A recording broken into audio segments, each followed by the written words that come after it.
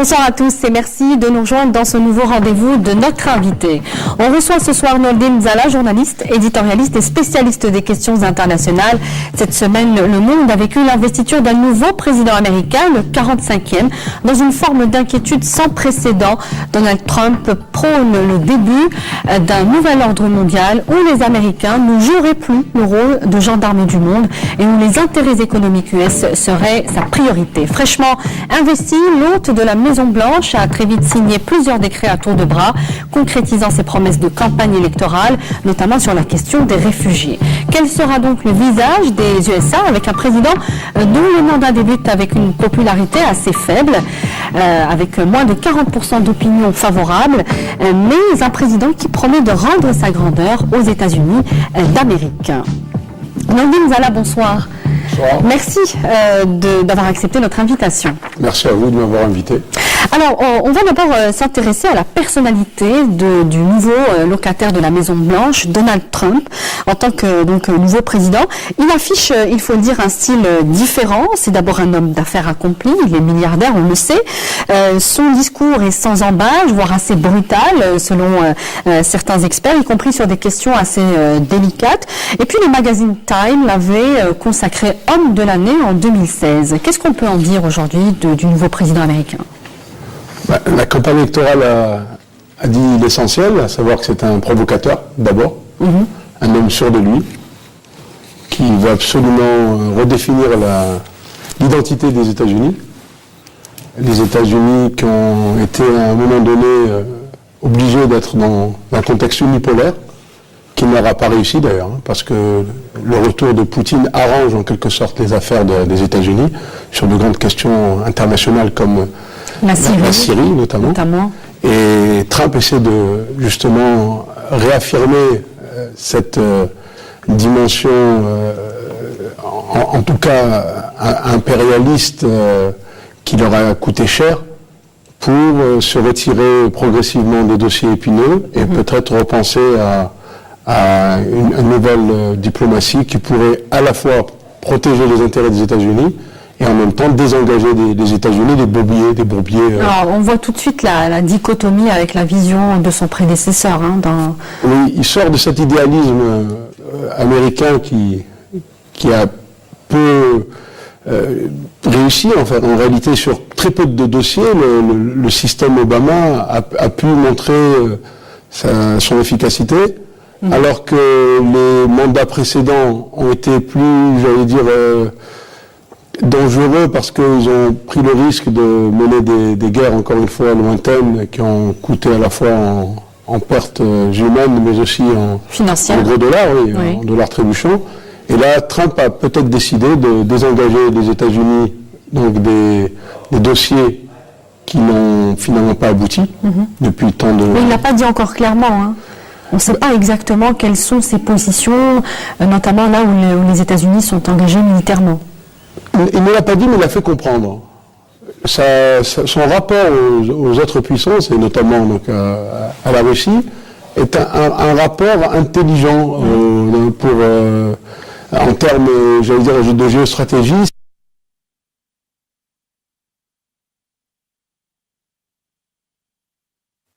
Allahu Akbar, Allahu Akbar. Ashhadu an la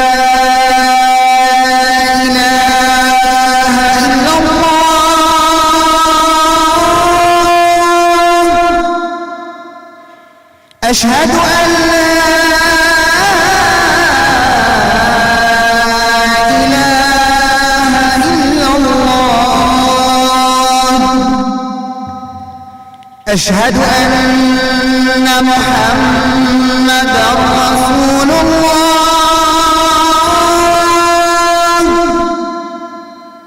أشهد أن محمدًا رسول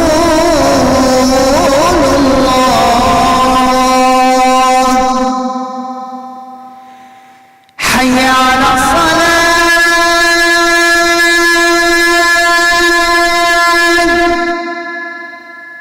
حي على الصلاة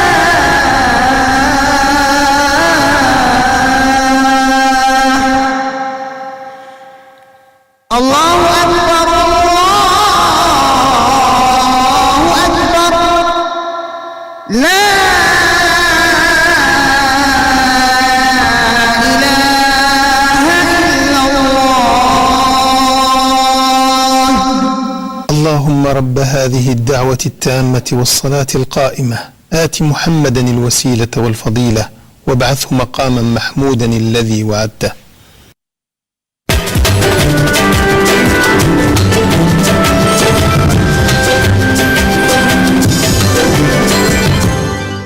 C'est quelqu'un qui n'a pas voulu, à un moment donné, prendre à son compte les échecs des autres, de ses prédécesseurs. Et dans le rapport de la continuité de l'État, c'est-à-dire de ce qu'on appelle généralement la pérennité, Trump veut marquer une rupture qui voudrait signifier que ce qui a été fait auparavant ne marchait pas et qu'il faut forcément soit faire quelque chose de nouveau ou arrêter sur ce dossier. Alors, si je devais faire des déductions de ce que vous dites là maintenant, c'est vrai qu'on anticipe un peu sur les questions, mais est-ce que Trump serait plus favorable à la paix que son prédécesseur qui lui était prix Nobel de la paix, on le rappelle, dès son investiture en 2009? Justement, j'ai utilisé tout à l'heure l'idéalisme d'Obama, c'était peut-être un peu exagéré, mais l'emphase est nécessaire par rapport à Trump qui justement ne joue pas sur ce registre de la morale. Trump dit je veux les États-Unis, l'Amérique d'abord. L'Amérique d'abord, ça signifie les intérêts. Donc il procède de cette façon aujourd'hui. Mais c'est une vision qui pourrait jouer en la faveur de la paix, c'est ce qu'on peut c'est pas son premier souci, attendre. En réalité. Je crois que les États-Unis vont rester une puissance militaro-industrielle. Personne n'en doute. Tout le monde, malheureusement, s'est habitué à cette hégémonie que les États-Unis tiennent à conserver sur le reste du monde. Mais Trump n'a pas l'intention de parler en termes de paix ou de guerre. Il parle d'abord d'intérêt des États-Unis, ce qui peut lui laisser une large marge de manœuvre, de manœuvre. Justement, parlant de la manœuvre après américaine pour les questions économiques. Mais donc, sur cette question de paix ou de guerre, Trump entretient le flou. Ouais. Et ses adversaires ou ses concurrents le savent. Et donc, on reste un petit peu dans l'expectative. Pour l'instant, mais ça ne saurait tarder que Trump se prononce sur des sujets très pointus et de façon claire. Notamment sur le dossier syrien. Oui. Il a quand même boycotté une réunion des États-Unis, de la Russie avec la Turquie. Oui. Et c'est parce que justement, il n'était pas d'accord avec ce qui allait se faire. Donc, on va y arriver. Mais avant, je voudrais en revenir un petit peu encore une fois sur le style de ce nouveau président américain, le 45e. Trump, c'est quelqu'un qui tweete énormément, au point d'agacer certains diplomates, notamment la Chine, qui, par le biais de l'agence de presse officielle chinoise, a exprimé son agacement sur les tweets intempestifs du nouveau président américain, qualifiant même cela de jeu d'enfant. Oui, alors Trump, c'est un monsieur qui a quand même 70 ans, il rentre dans sa 71e année, donc les tweets pour lui ce ne sont pas qu'un jeu en matière de communication. Il est surtout obsédé par son indépendance, son autonomie par rapport aux médias. Oui.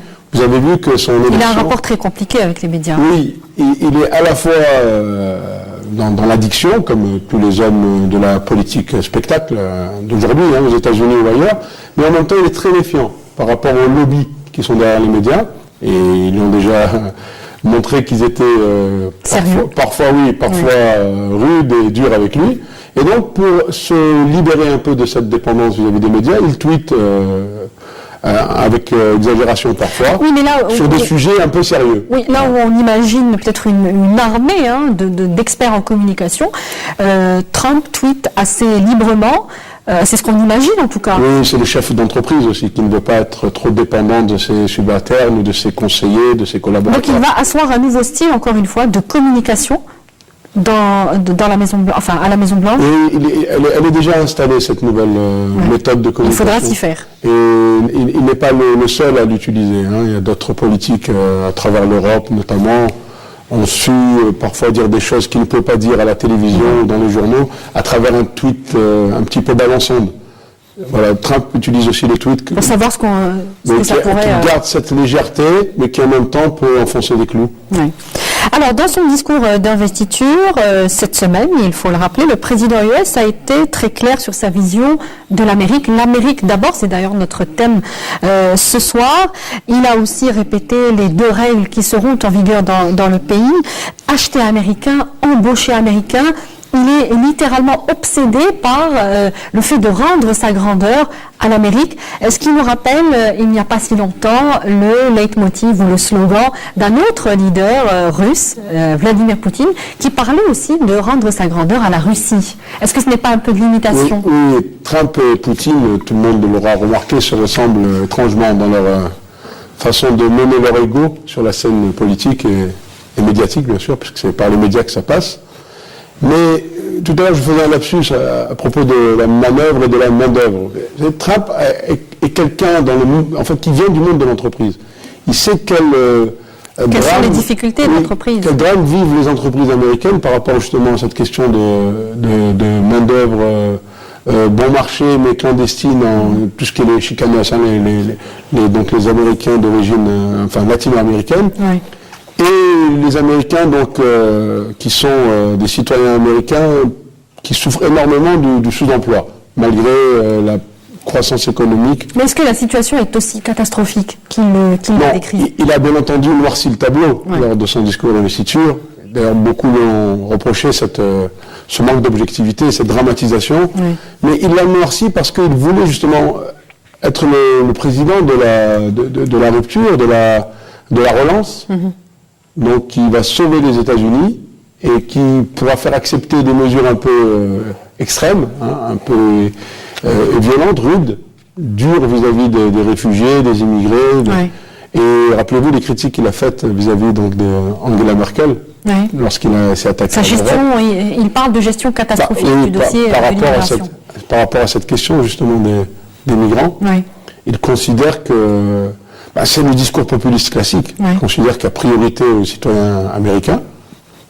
On pourrait dire de souche, puisque vous savez que les Américains viennent un peu partout. Oui, qu'est-ce qu'un citoyen américain de souche? Écoutez, pour Trump, c'est un peu un non-sens.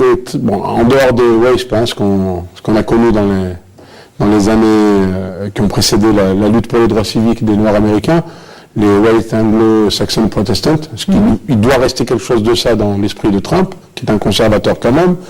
C'est aujourd'hui l'Américain de souche, c'est celui qui est en règne, qui a ses papiers américains. Parce que vous savez que rien qu'à New York, il y a plus d'1 million de clandestins, de gens sans documents officiels. Sans papier. Et sans papier, oui.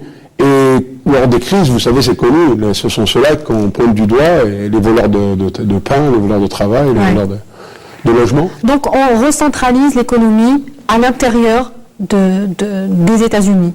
Oui, alors là, sa politique isolationniste ou protectionniste, je pense que c'est une tactique, qu'elle est en réalité, elle cache une volonté de renégocier tous les accords des États-Unis.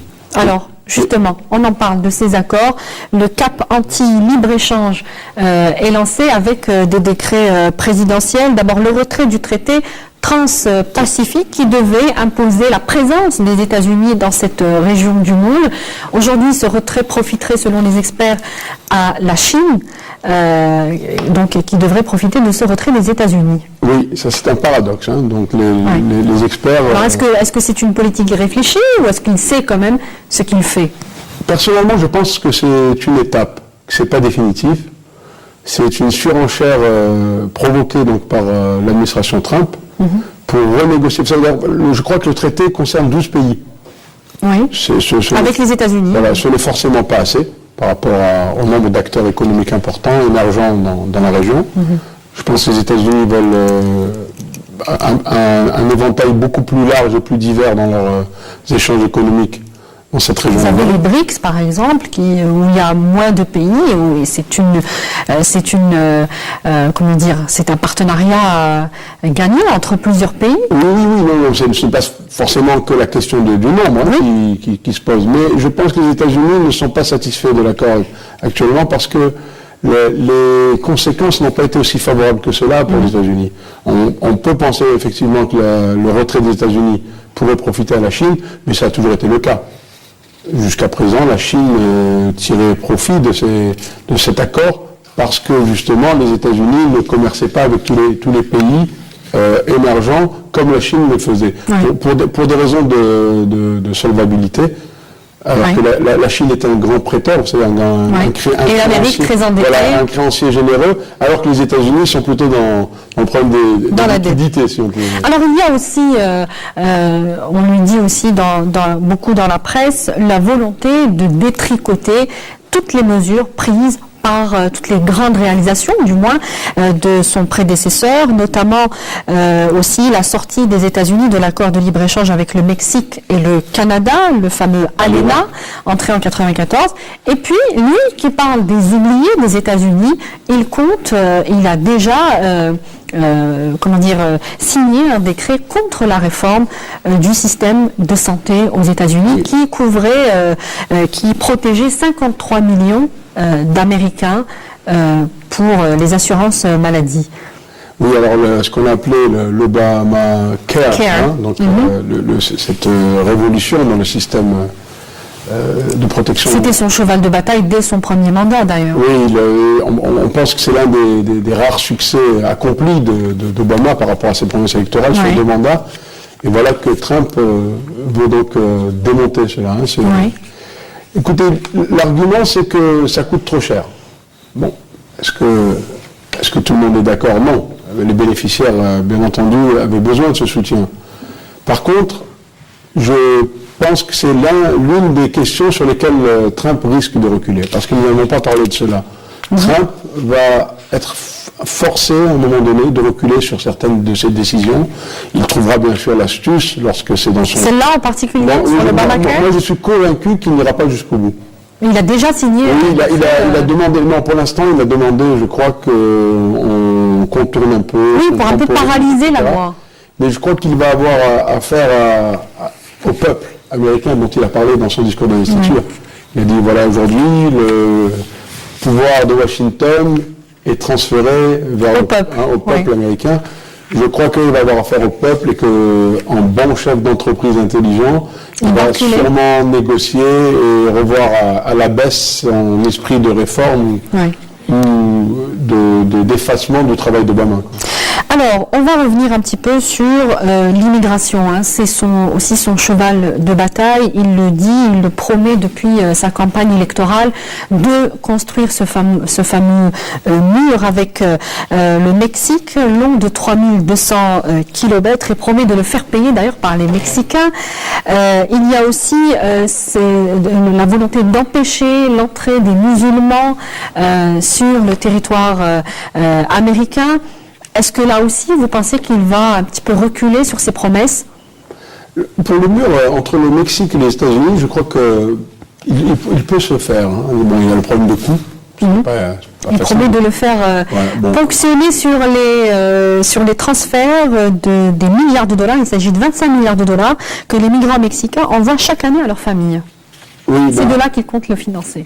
oui, sauf que cet argent, il n'est pas toujours, il passe pas toujours par des les canaux banques. absolument Oui. officiels qu'on peut surveiller Oui. ou contrôler. Mais Donc ça reste un peu des farfelus comme promesse. c'est au niveau symbolique, c'est intéressant. Hein. Vous avez vu que les réactions, les gens qui ont été contre cette mesure à travers le monde, même s'ils n'ont pas eu tant de succès qu'on attendait hein, par rapport à l'annonce des médias. Mais cette histoire de pont, hein, bridges, au lieu de murs, de walls, hein, Oui. c'est en anglais que l'expression a circulé sur Internet. Donc les gens ont demandé des ponts plutôt que des murs. Au plan symbolique, ce n'est pas le premier mur qu'on érige à des frontières. Vous le savez, il y a beaucoup de pays qui ont besoin de se protéger par des murs. Parfois, ce sont des murs physiques ou parfois, ce sont des renforcements des frontières du contrôle par rapport au problème des migrations massives hein, de gens en crise. Le Mexique peut y trouver son compte. C'est-à-dire que l'opposition ne se fera pas entre les deux pays voisins. Par contre, ses amis, les chefs d'entreprise, puisqu'on en parlait Et là encore, au ils vont départ, trouver une... ils risquent de payer eux encore plus cher que les concernés, hein, les Mexicains, cette mesure. Parce que l'entreprise américaine a encore malheureusement grand besoin de ces travailleurs au statut précaire. Ouais. Voilà, donc ça va être encore une fois une mesure qui va, sur le plan symbolique, faire parler beaucoup de gens, et dans la réalité, demander à Trump de reculer. Forcément qu'il y aura des brèches dans ce mur, et les migrants continueront à circuler entre les deux pays, comme ils le font depuis des décennies. Alors, il y a aussi cet amalgame un peu voulu par le président Trump entre immigration et terrorisme. Le président Trump, on l'a dit tout à l'heure, fustigeait la politique d'Angela Merkel, la chancelière allemande, sur ce dossier précis, parlant aussi donc d'influence terroriste dans les différents mouvements d'immigrants clandestins. Et il promet d'éradiquer complètement les terroristes de la face du monde. Est-ce que on peut prendre cette promesse au sérieux aujourd'hui, nous qui connaissons très bien la complexité de ce phénomène transnational? En tant qu'Algérien, je n'avais pas répondu à votre première question, je vais profiter pour y revenir, enfin la question précédente à propos des musulmans. Donc l'amalgame se fait entre réfugiés, migrants, terroristes et musulmans. Oui. Bon, malheureusement, Trump n'est pas le seul à faire cette confusion, pour des raisons politiciennes, mais il se trouve que la lutte antiterroriste va d'abord profiter aux musulmans. Tout le monde s'accorde à dire maintenant que ce sont les premières victimes de cette folie barbare à travers le monde. Donc la promesse de Trump, elle a l'air assez sincère sur cette question, et on a pu le vérifier sur le dossier syrien. Lorsque Trump a parlé lors de sa campagne, durant sa campagne de la Syrie, il a toujours fait savoir qu'il préférait quand même le régime d'Assad à Daesh, à l'État islamique, à ISIS en anglais. Donc, je crois qu'on peut être tenté de lui faire confiance sur cette question. Il a l'air assez lucide, il a de bons conseillers, donc ils ne sont pas forcément connus, mais dans le monde. Alors, vous me tendez la perche justement parce que sur le dossier syrien justement, les experts de la question disent qu'il va laisser ce dossier aux mains de Poutine, puisque c'est un peu le cas en ce moment d'ailleurs. D'abord, il n'a pas le choix, il est déjà entre les mains de Poutine. Poutine n'a pas attendu l'aval des États-Unis, vous le savez, pour se saisir du dossier, et assez brillamment, de notre point de vue, par rapport à ce qui s'est passé depuis que la Russie est revenue sur la scène syrienne. Il y a eu quand même une victoire sur les groupes armés, sur cette noria de rebelles mercenaires qui sont venus tenter du côté d'Alep, évidemment, de prendre le pouvoir, notamment à Alep. Alors rapidement, puisqu'il nous reste 5 minutes pour terminer. Donc par rapport à cette question de laisser la main à la Syrie, je crois que tant que la Syrie sera dans ce chaos inextricable, ça ne peut être qu'une aubaine pour les États-Unis que de trouver un allié objectif, qui d'habitude est quand même un concurrent, pour régler la question. Ça les soulage, vous voulez dire, aujourd'hui? Je pense que ça ne peut que les arranger, surtout qu'ils gardent encore quand même un droit de regard par leur présence au Conseil de sécurité, leur droit de veto. Les États-Unis ne sont pas complètement passifs. Alors, et cette pas complicité, mais en tout cas volonté de travailler avec son homologue russe, Vladimir Poutine, est-ce que cela augure d'une fin, de la fin de la guerre froide bis, puisqu'il faut le dire, avec Obama, ça ne passait pas du tout entre la Russie et les États-Unis en ce moment. Vous me permettez de faire la boucle par rapport au début de l'émission. Je vous disais que les États-Unis n'ont pas su tirer profit de la situation unipolaire qui s'est imposée à l'Amérique au lendemain de l'éclatement de l'ex-URSS et de tout ce qui a suivi, de la glasnost jusqu'à la faillite de Boris Eltsine. Je pense que les États-Unis aujourd'hui ont besoin d'un allié ou même un deuxième, donc la Chine, qui s'est imposée depuis pour contrebalancer un petit peu les pouvoirs. Déjà pour régler les crises majeures qui menacent l'humanité. D'où sa déclaration que les États-Unis ne joueront plus le rôle de gendarme du monde. Voilà, en fait, j'ai l'impression qu'il manque que nous jouerons plus tout seul le rôle de gendarme. Voilà. Tout seul n'ayant pas figuré sur le discours pour des raisons Alors, il nous reste tactique évidente. 2 minutes. On va un petit peu avancer rapidement. Je vais vous demander un commentaire sur chacune de ces questions. Sur l'Iran, Trump se montre sceptique sur l'accord nucléaire. Il veut le renégocier, ce qui n'est pas le cas de l'Iran. Est-ce que vous pensez qu'il va encore revenir sur cet acquis diplomatique? Oui, mais là je pense que Trump aura de nouveaux éléments à demander aux Iraniens, et ça fait partie de la nouvelle peut-être stratégie des États-Unis au Moyen-Orient. L'Iran est dans le viseur des Américains maintenant. Oui, c'est une façon en fait de les associer à l'administration Trump par rapport aux questions régionales. Alors, cela devrait faire les affaires de Riyad, qui a accueilli très favorablement l'arrivée de Trump à la Maison-Blanche. Mais contrairement à l'Égypte, dont il parle en des termes très élogieux, la qualifiant d'allié traditionnel des États-Unis, le nouveau président américain utilise des termes peu élogieux sur Riyad. Il parle de dettes que les États-Unis ne paieront pas, puisque selon lui, les pays du Golfe doivent leur existence aux États-Unis. Oui, c'est assez nouveau ça, comme discours, c'est assez brutal. C'est des déclarations brutales, justement, de Donald Trump. Je crois que par rapport à la question de l'indépendance énergétique, les États-Unis veulent imposer le gaz et le pétrole de schiste. Oui. Et donc, justement, est-ce que c'est une manière de leur signifier cela? Oui, je pense que par rapport à ce que fait l'Arabie Saoudite sur le marché pétrolier, les États-Unis ont encore beaucoup de reproches à formuler. Et ce n'est que le début. La Palestine, sa promesse, on le sait, de transférer l'ambassade américaine de Tel Aviv à Al-Quds occupé serait vraiment un pas, peut-être le pas de trop dans ce dossier israélo-palestinien. Peut-être encore une provocation utile, même si... pas forcément réelle. Voilà, même si elle sera encore sur le plan symbolique. Oui, parce que la politique américaine, c'est quand même toujours deux États, coexistence de deux États, coexistence pacifique de deux États, et peut-être que pour forcer la main aux uns et aux autres, il faut aller plus loin cette division symbolique de Al-Quds, de Jérusalem, est peut-être là pour accélérer les choses. Alors, un dernier mot sur l'Europe. L'Europe, troisième partenaire commercial des États-Unis. Trump s'est félicité du Brexit et souhaite négocier un accord avec Londres. Il parle du caractère obsolète de l'OTAN. Un mot sur ça et on va terminer là-dessus. Alors, le Brexit, pas étonnant, puisque Trump est un protectionniste, un isolationniste. Oui. Il voit d'un très mauvais œil cette union européenne, trop ambitieuse, qui pourrait faire de l'ombre aux États-Unis. L'OTAN obsolète, forcément, avec ce qui s'est passé, les différents échecs récents dans notre région, dans notre voisinage direct, que ce soit la Libye ou même l'Égypte, puisqu'il y a quand même une crise que l'OTAN n'a pas su anticiper.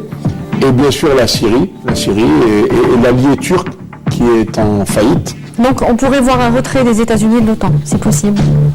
Non, c'est vraiment trop précoce, trop tôt pour le dire. Mais les États-Unis peuvent être réformés, tout comme l'ONU d'ailleurs. L'OTAN, vous voulez dire? Pardon, l'OTAN, excusez-moi. Tout comme l'ONU. Les Nations Unies pourraient aussi souffrir d'un chamboulement par rapport à l'attitude de l'administration Trump. Nordine Zala, vous êtes journaliste et éditorialiste spécialiste des questions internationales et vous venez de le prouver ce soir. Merci d'avoir répondu à nos questions. Merci à vous. Je vous rappelle donc notre adresse mail pour le replay de l'émission, le www.etv.dz. On se retrouve dès la semaine prochaine pour un nouveau rendez-vous de notre invité. Bonsoir.